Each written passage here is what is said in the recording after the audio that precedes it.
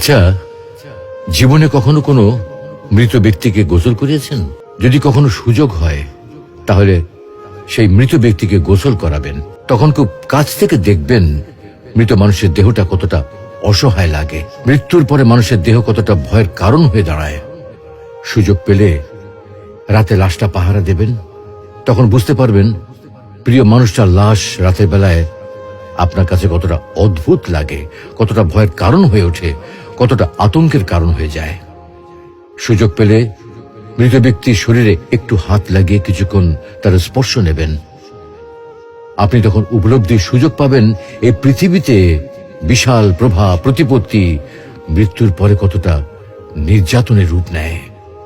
সুযোগ পেলে আপনজনদের লাশ কবরে নামাবেন খুব আগ্রহ নিয়ে।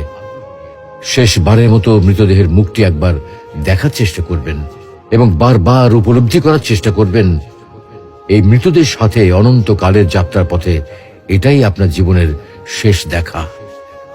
সুযোগ পেলে মাঝে মধ্যে কবরস্থানে গিয়ে নীরবে কিছুক্ষণ দাঁড়াবেন। এরপর মনে মনে চিন্তা করবেন জীবনের লাভ ক্ষতির হিসাব। এই মৃত মানুষগুলো এই পৃথিবীতে কি করে গেছেন, কাদের রেখে গেছেন। যাদের রেখে গেছেন তারা কি কখনো এই মৃত মানুষগুলোকে স্মরণ করার জন্য কবরস্থানের আশেপাশে একটি বারের জনকে দেখতে আসে? আমাদের জীবনটা বড় অদ্ভুত, বৈচিত্র্যময়। আমরা এর জন্যে, ওর জন্যে, ধন সম্পদের জন্যে, ঐশ্বর্যের জন্যে, বাড়ি গাড়ি টাকা পয়সার জন্যে কত না মায়া দেখাই, আগ্রহ দেখাই, আরো চাই আমাদের। অথচ এই জীবনে আমরা মৃত্যুর কথা না ভেবে, পরকালের জবাবদিহির কথা না ভেবে কিভাবে আরো সম্পদ অর্জন করতে পারি সেই চিন্তায় বিভোর থাকি। হায় রে জীবন, এখনো সময় আছে, ফিরে আসুন মহান রবের দিকে।